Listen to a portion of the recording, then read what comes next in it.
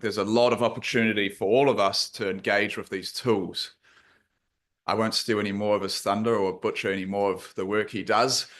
Please help me in welcoming Professor Markus Leippold.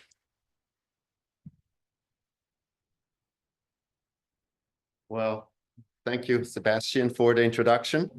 Very pleased to be here, and I was wondering whether I should just stare outside of the window for 1 hour because it's so beautiful. But I try my best to entertain you about some of my research agenda that I've been following over the last couple of years. And as Sebastian was saying, I'm also working for DeepMind. And I think, whatever I say here is definitely not related to what I do at DeepMind. The things that I'm doing at DeepMind is not related to finance at all, but it's very much related to climate and artificial intelligence and about information.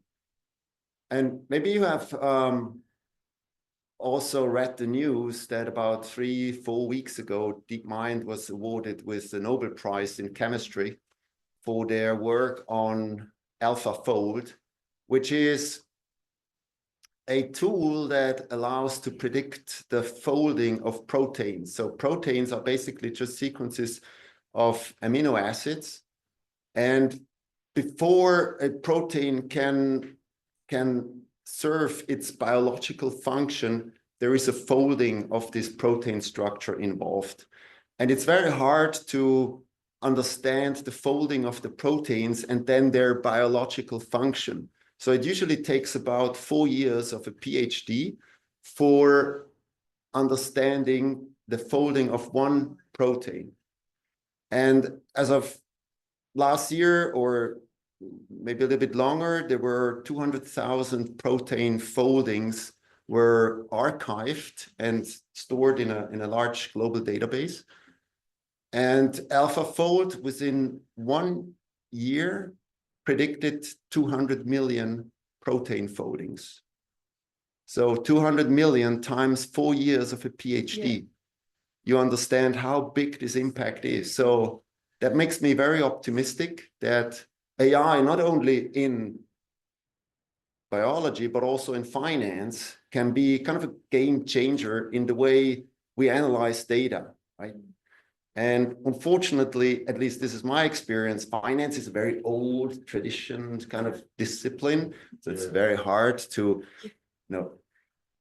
I don't want to use the words, make people change, especially the editors of some journals, to adopt also new technologies and also embrace more interdisciplinary work. And what I'm going to talk about is a little bit my journey, how I started to use AI. AI is a little bit a catchy word, but it's maybe clickbait kind of thing. But let's say new methodologies that allows you to scale up your work in a quite amazing way. So I started to look into these methods maybe 2017, when the real revolution happened in computer science, which came from machine translation, which was moving from these sequence-to-sequence methods to the so-called transformer methods. And just in a nutshell, it's basically a new kind of neural network architecture that allows you to focus when you do, for instance, machine translation, right? You put in word by word in a sequence, and then you do the next token prediction given the last n words. And this is how machine translation, when you translate from French into English, how that worked, right? But it might be that certain words in that sequence are not that important. And if you think about large text, this sequence-to-sequence method might have some limitations. So what they did is they analyzed ways to put attention to the important words. And this made this neural networks much more efficient and allowed them to analyze huge amount of text. And I was very fascinated because in principle, I have kind of a mathematical mind, and I thought that this is kind of interesting to apply to something which was very qualitative at the time, which was or is still sustainable finance, because there's so much wishy-washy research, I would call it. You do kind of linear regression where you're not allowed to do linear regressions, and then you come up with a kind of a result which some others would say, well, no, it doesn't hold because you've got different periods, you take different instruments and so on. So I thought, hey, that's actually a good way to apply these things, right? So that was back in 2017 and 2018. I joined Google as a full-time researcher at that time for about a year. And I started to, I got a new friend. And this new friend, if it works, does it work? So I spoiled it. Or you can just do. Click on it once, this one. Just click on the slide. Yeah, no, it works. Yeah. That's my new friend. And this new friend, no, Google, all these researchers, they have, they're still kind of childs within. So BERT is a bidirectional code representation from transformers, and it allowed basically for the first time to analyze text or words within context. And we were very fascinated by this BERT model. So we tried to apply that to a topic which I found particularly interesting. And maybe, I don't know. It works. Now it works. Two documents that I thought are the most boring documents that you can ever read, which are the 10K findings. As I said, I come from financial mathematics, so I loved formulas. So usually in my worst dreams, I was dreaming about the 10K filings. So I thought, let's make a tool and analyze these 10K filings and use BERT, the BERT model at that time, to analyze the 10K filings in a direction which is interesting for me as a researcher, and that was about climate risk. In the 10K filings, they're very well structured, so at that time it was easy to analyze them. If you go to corporate sustainability reports, things become much more difficult. But in the 10K filings, you have the item 1A, in which companies need to report about the risk in a forward-looking manner. So that's almost like annotated text, right? So if you were looking for information about future risks, go to item 1A, or tell the computer to go to item 1A. And then we wanted to understand whether companies are talking about climate risk, and if they're talking about climate risk, whether they talk about physical climate risk and or transition risks, because they're completely different in nature. So basically what we did, we were fine-tuning the original BERT model to analyze whether the text is about climate and whether the text is about transition or physical risk. Of course, this is not enough. You really want to understand whether the data tells you something in a way that is also reflected in financial markets, whether it has a real impact on prices. So we went one step further and we wanted to analyze whether this has an impact on prices. But what prices? Equity premia? Well, equity premia, there's so many factors that influence equity premium, and equity premium is basically an expectation. So it's an average. And probably, and this was our hypothesis, climate risks live on the tail of the distribution. So therefore, let's look at corporate default swaps, credit default swaps. Why credit default swaps? These are basically like far out of the money put options. So they pick up the tail risk. And we analyzed then the tail risk across different events. So one event was the arrival of the Paris Agreement. One could argue that before the Paris Agreement, the investor community was not so much aware of whether, for instance, transition risk would have an impact on prices, because governments, okay, they might do some lip service and they say that they're going to do something in the future, but Paris Agreement was kind of the first of its kind in the sense that governments were telling the public that they will do something about it. And if they will do something about it, eventually this will have an impact on corporations. And the second event at that time was this person here. Unfortunately, history repeats. But fortunately, it will be very interesting to go to the new data and analyze it again with many different research topics that we have looked into in the past. So unfortunately, Trump came and we wanted to understand what was the impact. And if you look at transition risk, what we find is that there are highly significant. So if you have 3 dots, it's statistically significant at 1% level. It was quite a large increase, or an increase of 3 to almost 7% in the CDS spread due to the arrival of the Paris Agreement. So CDS spreads went up for companies that had an exposure to transition risk, which is kind of natural, right? You would expect it. But it was kind of surprising that we see that in the 10K filings, which have the kind of reputation to be just boilerplate language, right?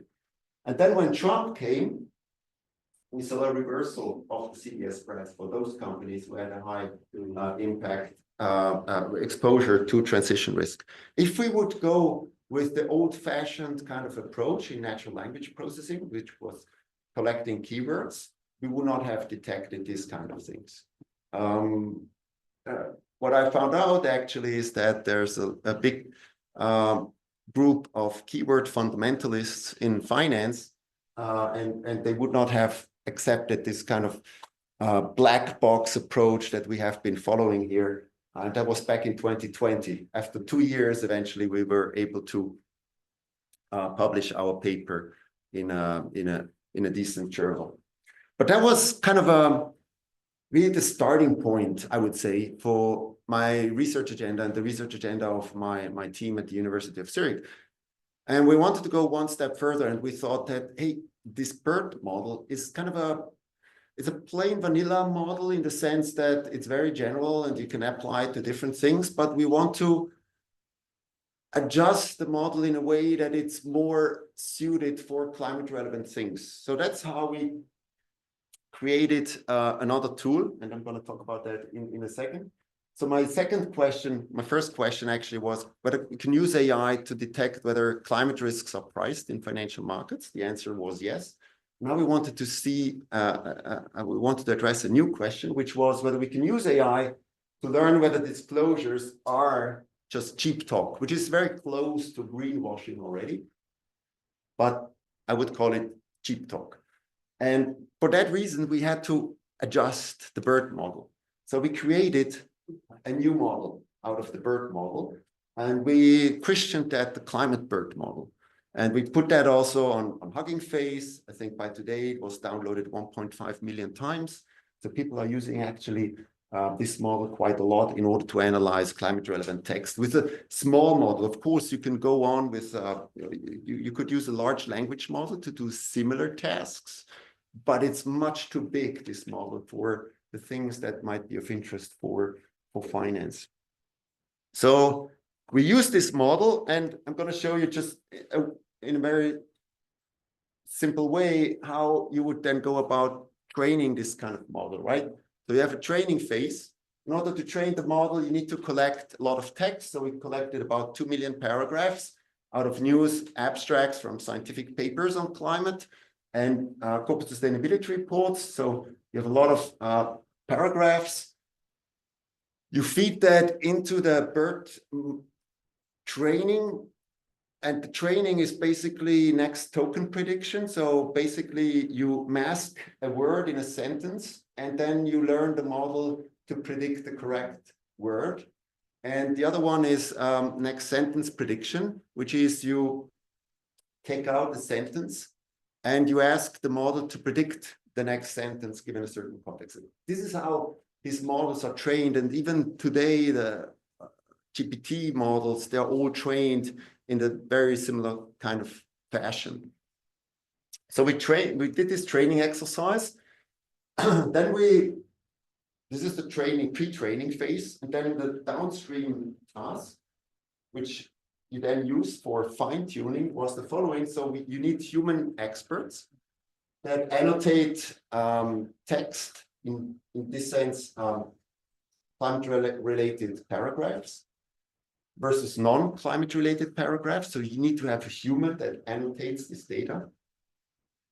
At that time, now you can use agents, AI agents that do annotation, but it's still a little bit tricky. Sentiment analysis. So we thought that, okay, it's not just about, sentiment as you know it from the finance literature, whether a stock will go up or down, but in climate, it's more like whether the sentence or the paragraph gives you an opportunity, a risk related to climate, or whether it's kind of neutral. So we had to do it from scratch again.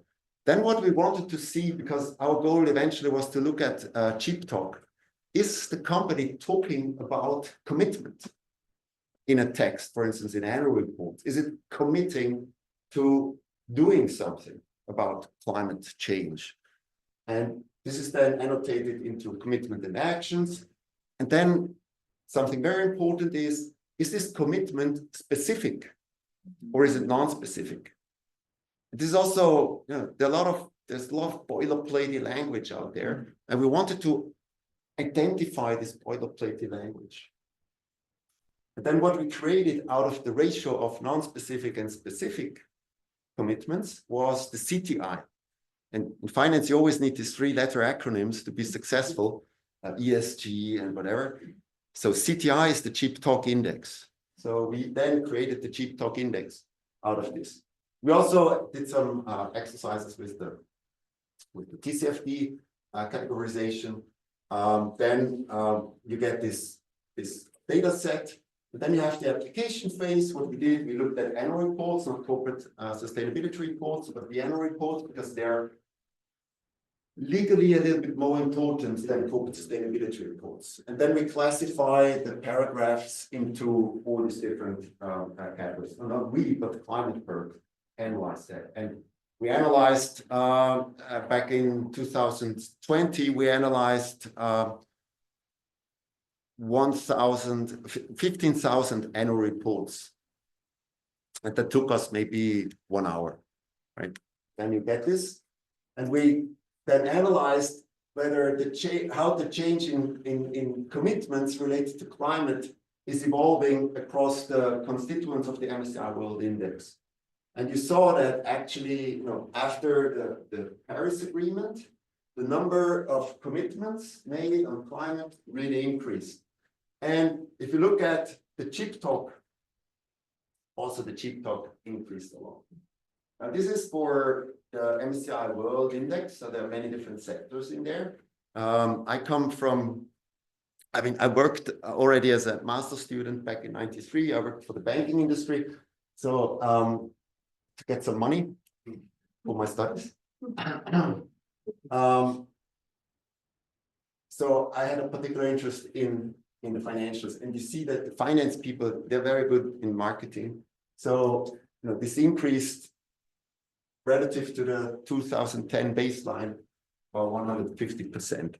So they're very good in committing a lot of, making a lot of promises.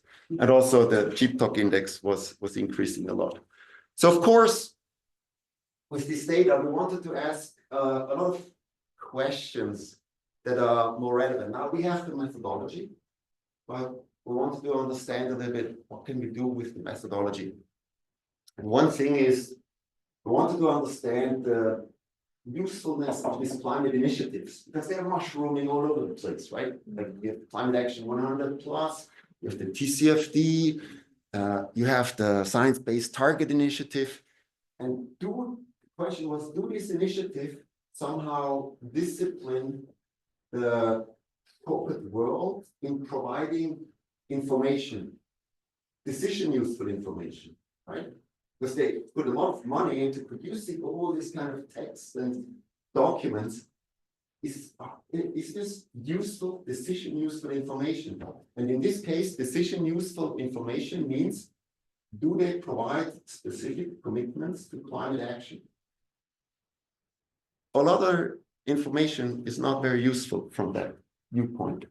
So we looked at 3 initiatives. The first one was Climate Action 100 plus.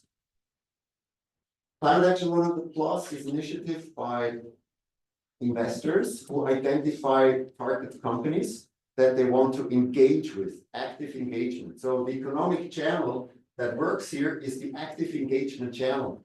And maybe 2 days ago, I was reading the Financial Times that the state of Texas is suing BlackRock for being part of the Climate Action 100 Plus initiative. So it's going to be very interesting from an academic position to look into these developments. So just as a reminder, and it's of course very depressing from a human perspective.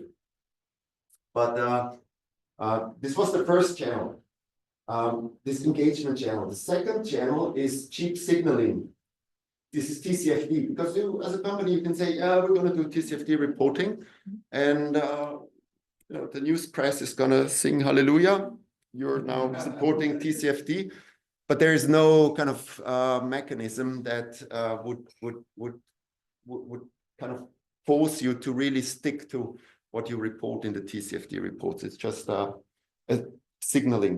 And then the third channel is the SBTI, the Science-Based Target Initiative, which is signaling plus credibility through a third-party confirmation.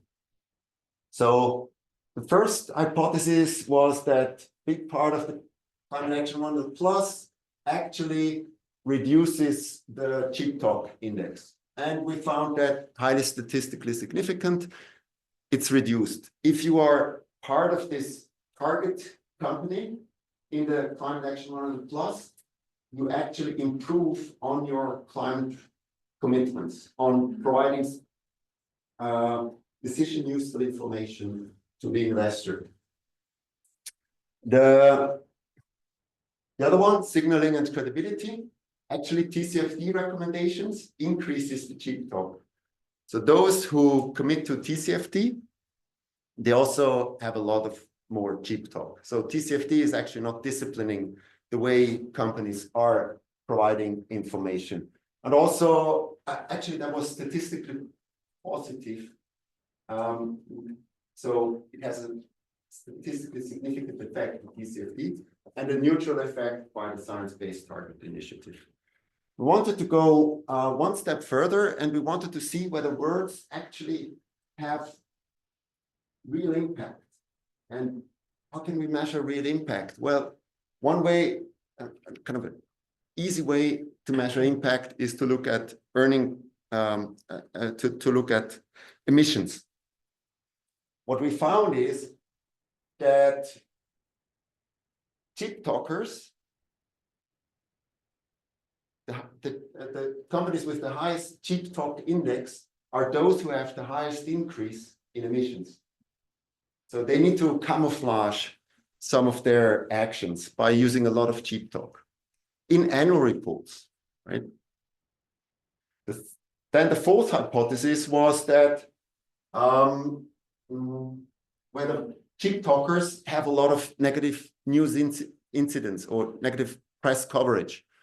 And we did that both ways, like first cheap talk, then negative incidents, or negative incident and then cheap talk. And in both directions, temporal directions, it's actually highly statistically significant.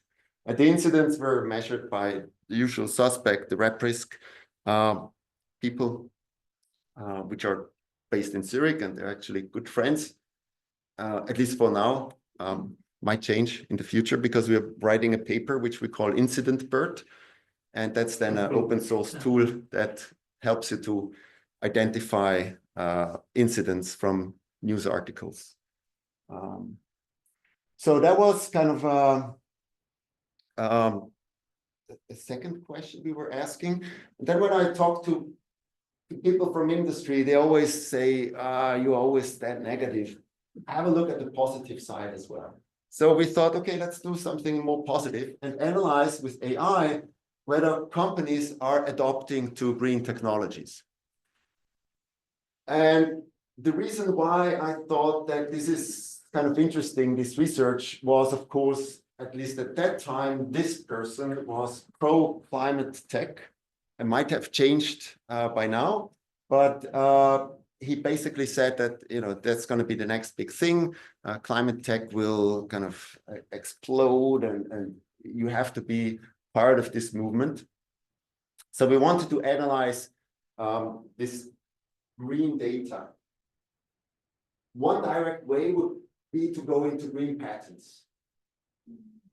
Well, it's not, okay, green patents, it's kind of a tricky thing. First of all, it takes a long time until these green patents are actually implemented in a company. And it takes a long time until the green patents are actually went through all these administrative things. So there's a lot of time delay in that. And the other thing is that patents are often used strategically. So if you look at companies like Daimler, for instance, in Germany, they have lots of green patents, but they're all inactive. Yeah. So if you just look at their green patents, you would say that's the most innovative company in green technology, but they're not, if you look at the actions. So we thought that we have to do something else. There is information in the green patents in the sense that green patents tells you about the next big things in green technologies. So why not train a model on the text of green patents and then use this trained model to identify not just whether companies are actually owners of the green patents, but whether companies are adopting green technology. Because that's also very important, right? They do not need to be the innovators, but they also have the potential to adopt already innovated green technology. And then analyze that in text, which is probably more relevant to investors or more immediate, more obvious, which are the earning calls. Look at the earning calls, because the earning calls, at least this is what they say, have more impact than on financial markets, because this is read then by analysts and have a bigger impact. So what we did is we created a new measure for, the referees have a terrible time in getting around this. And we call it green innovation, but then they always kick us out because they say, well, it's not green innovation because you're not just looking at patents, also something else. So it's kind of the green innovation adoption. I don't know how to call it. But yeah, I hope you get the idea. And we're not one of my referees. So we created this new measure, and it alleviates some of the restrictions with green patents, like as I already mentioned. Then we looked at whether it's priced, and we find that it is actually heavily priced in the sense that the greenium is negative, which is confirming what others are also finding. We find that it's innovative firms have reduced carbon emissions and fewer negative climate incidents, so they're more honest in that sense.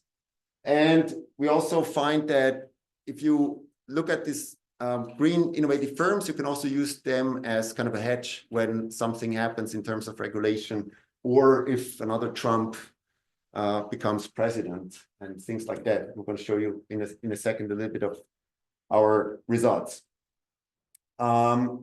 Yeah, that's basically on the result side. And just to give you a little bit of an idea how we did that, we used GPT-3 at that time to summarize the green patent abstracts.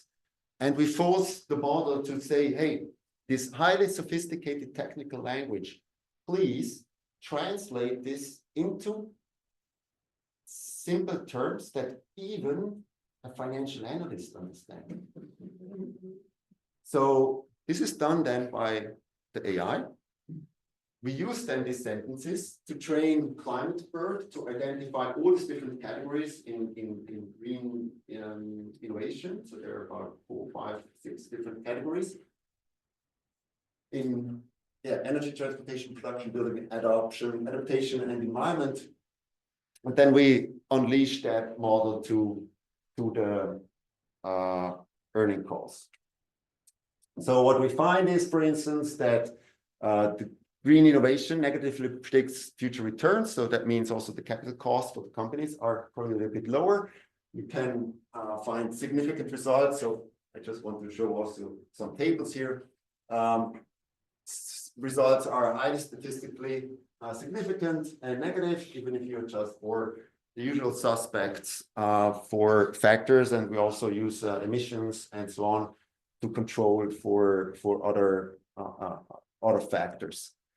Then what we also find is that the over the most recent period, you see an increase in green returns, right? So it goes down over a long period. And then around 2020, with the Biden administration and the IRA, you see an increase in the returns. And we thought that, okay, how is this actually happening? And in order to understand that, we introduced the Green Innovation Attention Measure. So we're basically taking the Green Innovation Score and we're fitting a simple AR1 model on the score. And then we were able to split that into the unexpected green innovation attention and the expected green innovation attention.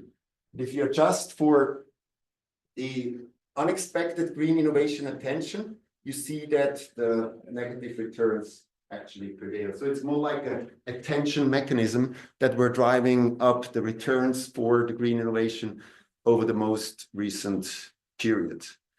What we also did then is, maybe I can skip this one here, but just to summarize, green innovation, if it goes up, leads to lower emission, and also the climate incidents, they actually decrease. And it's kind of statistically significant and makes also sense.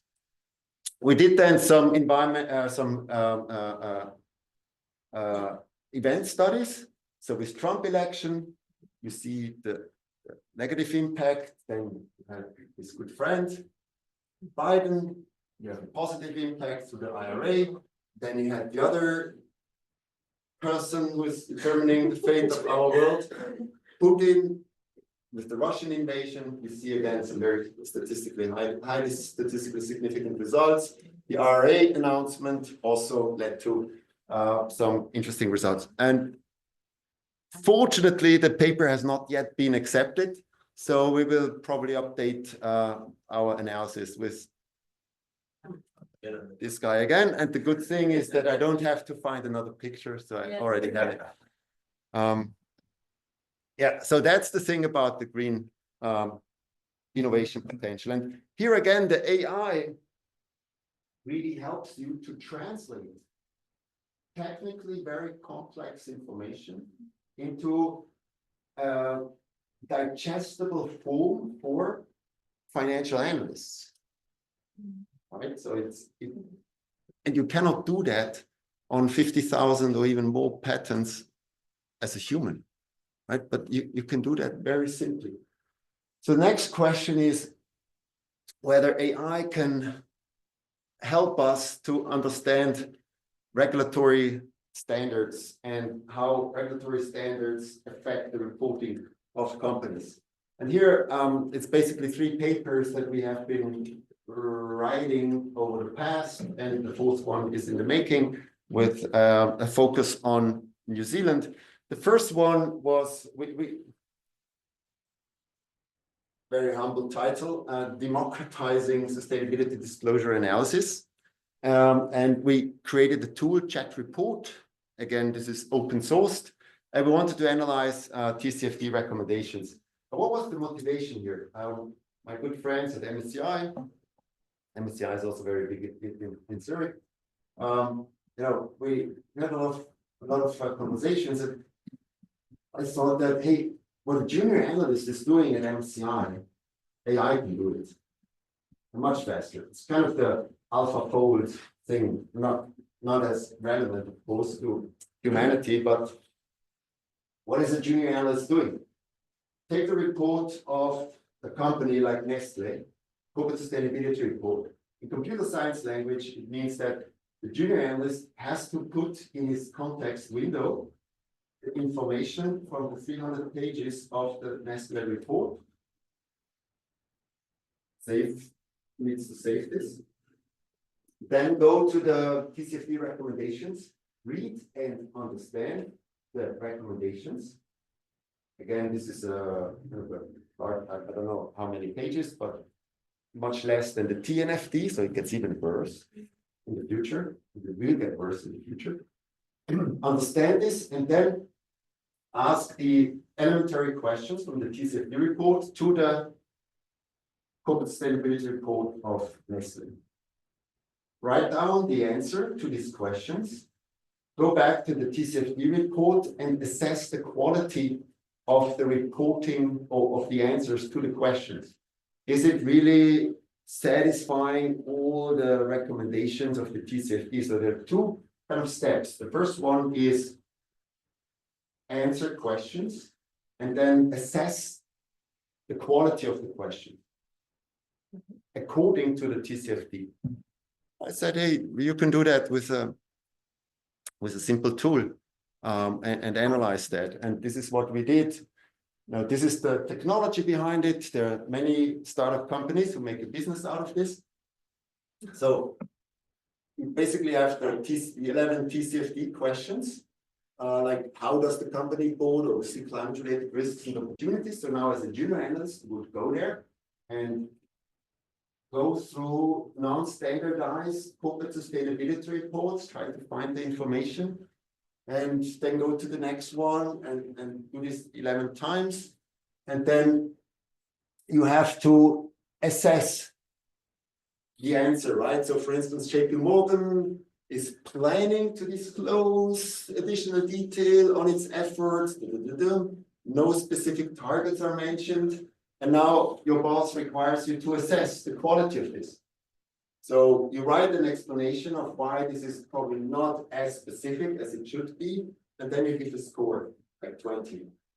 And then MSCI will take this score from the junior analyst, maybe a senior analyst will quickly go through it and say, okay, fine. And then MSCI goes to the client and asks for $200,000 per year to get access to the score. Simplified, of course. It's not true.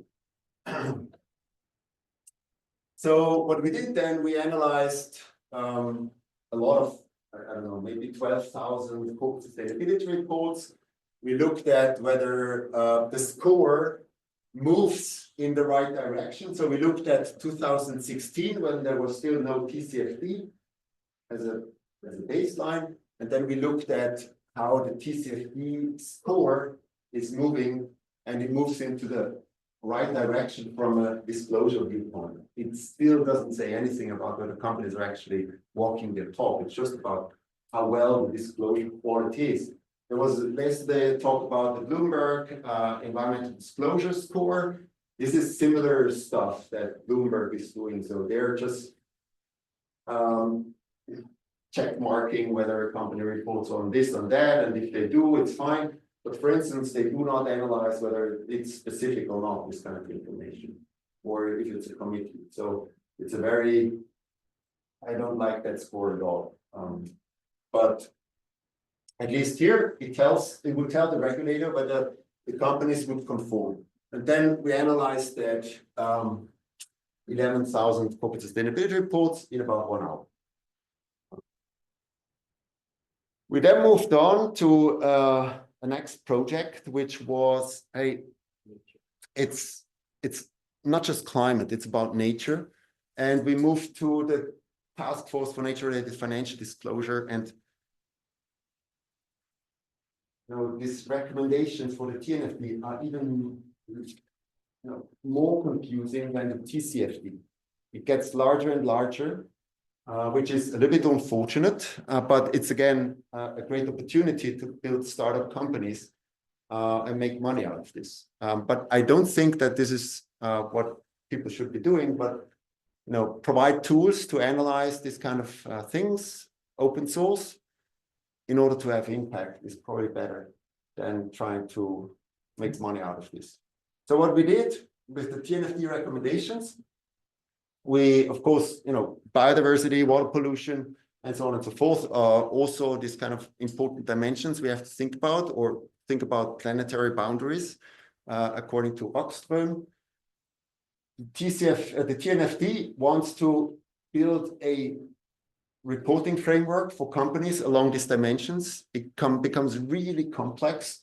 So what we did, we introduced AskNature.ai, which is a tool and a paper and everything transparent and open sourced, in order to analyze the reporting of these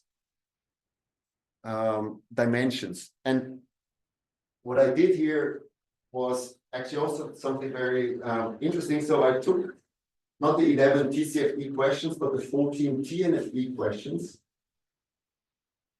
And then for each of the questions, these basic questions, I asked the model to give me 3 follow-up questions, inspired by this large body of TNFD recommendations, so that I take information from the recommendation in order to ask interesting follow-up questions to each of these 14 questions. And then to each of these 3 sub-questions, I ask other 3 sub-questions. So in the end, I have what I call the tree of questions. Because then you explore, or you force the model to explore every corner of the TCFD, of the TNFD recommendations. You really go into all these detailed questions. Think about, these committee meetings that you might have, and you have one guy who always asks these very detailed questions. So this is the tree of questions. You want to know everything. And we end up with almost 1,700 questions, which we can throw at the TNFD report in 1 second. Right? Before we analyze the TNFD conformity, we wanted to analyze a little bit what companies are reporting and how they report. And for that reason, we looked at the Action 100 plus companies, which are those companies that, Nature 100 plus companies, are those companies that have the highest impact on nature globally. So we took these 100 companies and we analyzed a little bit what they're talking about in their corporate sustainability reports, which are reports that should provide decision useful information for investors, for regulators, so that they can make decisions. We found that companies are mostly talking about, we come back to materiality. There are 2 directions of materiality. The first direction is, how does a company impact nature? And the other direction is, how does nature impact company? Very important to distinguish, especially if you look at ESG ratings. How do they rate? Do they take into account double materiality or just single materiality? We found that companies, these 100 companies, are talking mainly about how they impact nature, which is okay for now. They hardly talk about how nature actually impacts them. From a physical risk perspective, it might be tricky, right? And I said again, corporate sustainability report should give useful information, decision useful information. And how do they talk when they talk about how the company impacts nature? Do they talk positively about it? That is, hey, we as Glencore, we do so good to Africa and its nature. Yes, they actually are almost exclusively, they just talk positively about how they impact nature. No negative words. Of course, nature impacts them negatively. So the nature is bad. But that's kind of amazing, right? I know it's probably the last time I do this joke, because I did it already many times.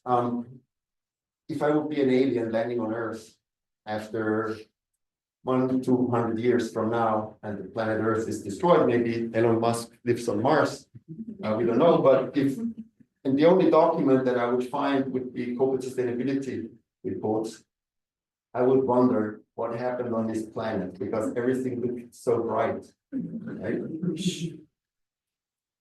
So we also looked at what regions are companies talking about. For instance, Glencore. Does it talk about the mining in Africa or not? And we found that there's a huge disconnect about the regions these companies are talking about in their corporate sustainability reports, which are those reports that should provide decision useful information. So we mapped the eco-critical regions. It was published in a Nature paper. We mapped these eco-critical regions and we plotted where companies, the countries in which companies are talking about their actions relative to nature. And you see that Africa is hardly ever mentioned. And there are companies like Glencore whose main business is actually in Africa. Right. So you have this disconnect as well. So we then looked at, as I mentioned, how well are companies wordsmithing their information in order to fulfill the TNFD requirements. And we found that, so here's a score from 1 to 10. 10 is very good. This is Glencore and 3M.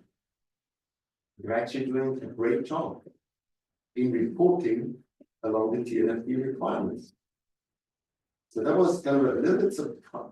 And I would have hoped that I could be a little bit more negative on how companies are reporting.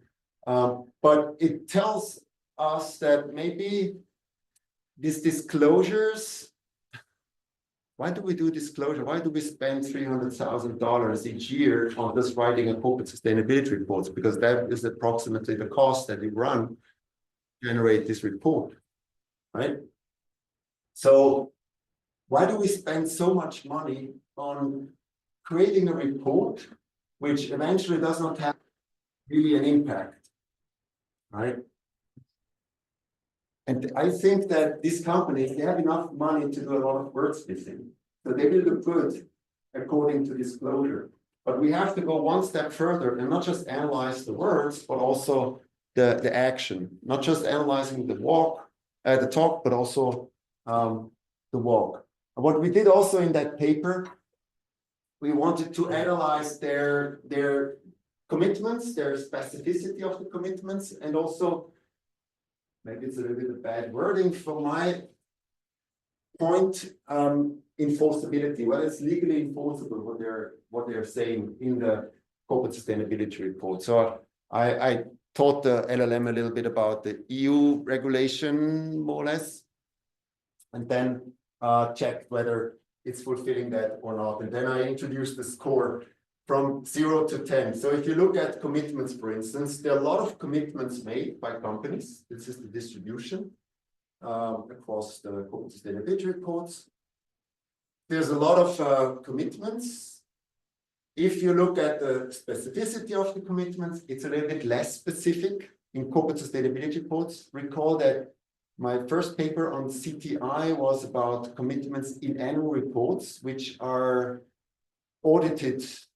They're legally a little more critical than corporate sustainability reports, at least in these days. So you see kind of a shift.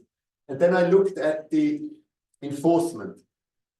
And I scaled the enforcement level, enforceability level, such that at 7, it might become legally a problem.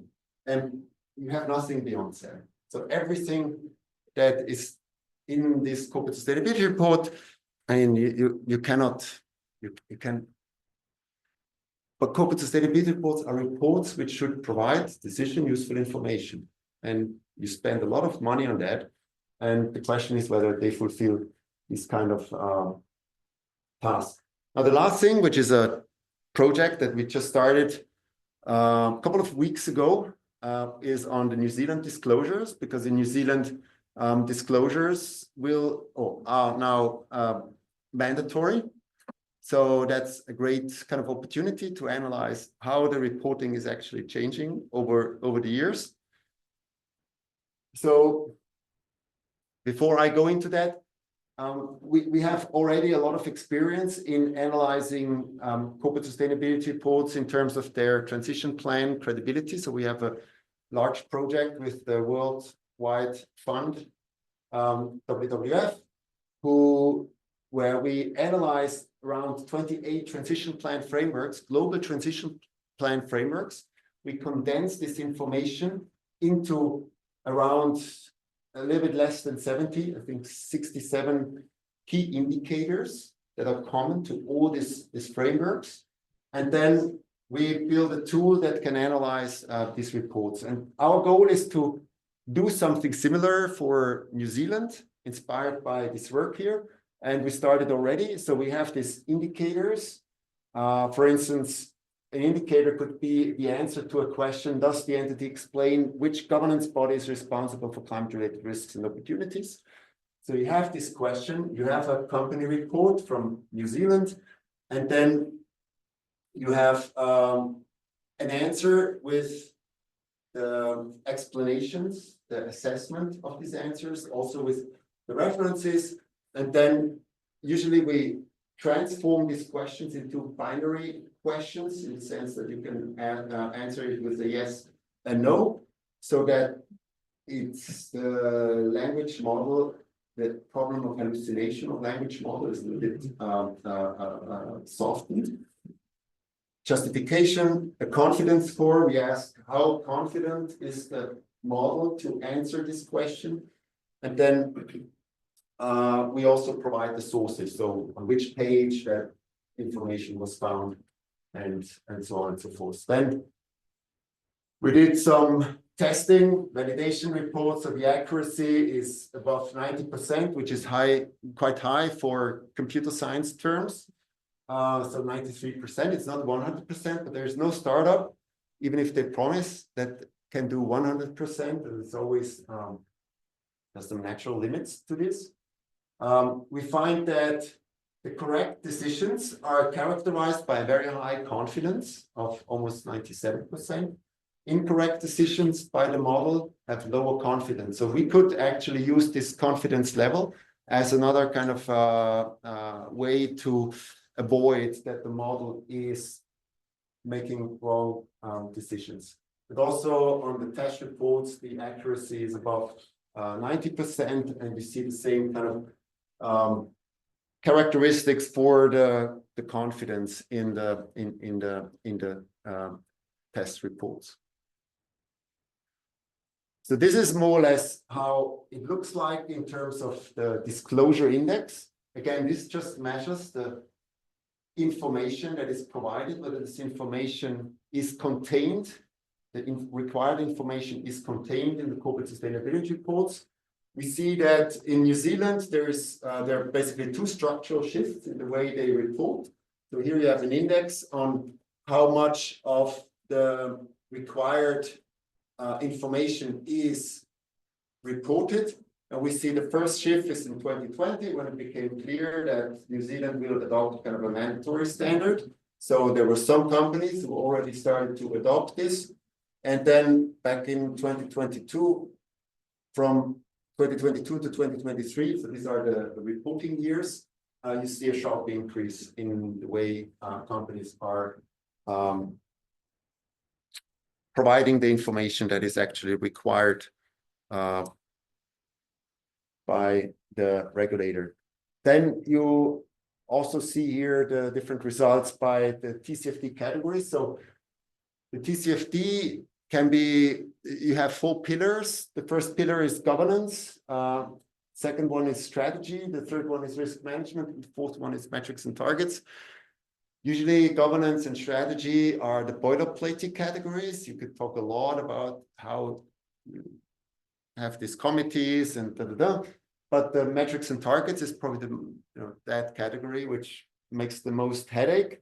And you also see that if you look at metrics and targets, this is the category that performs the worst. So first you talk about which committees you do, how often you meet at a good restaurant, go for dinner and discuss the climate strategy and so on. But if it comes to metrics and targets, which are the hardwired things in the end, there's still a lot of problems. Now, the next step that we try to, and I'm come to the end, this nice picture. So all the pictures are AI generated, even the one from Christchurch at the at the beginning. Queenstown, sorry, at the beginning is maybe you have noticed, some of you, it's all AI generated. So the next step that we try to do with this research is to further analyze what companies are reporting, what kind of where there's still the shortcomings, and then really move to the walk analysis. So how well they also change their true or real actions given the mandatory reporting. Because if mandatory reporting is all about what you disclose, what you talk about, but not what you walk, then mandatory reporting is highly inefficient and useless. So this is a little bit what I have done over the last couple of years in using AI, call it machine learning or whatever. Don't call it AGI, artificial general intelligence. This is the next step, definitely, for DeepMind, I would say.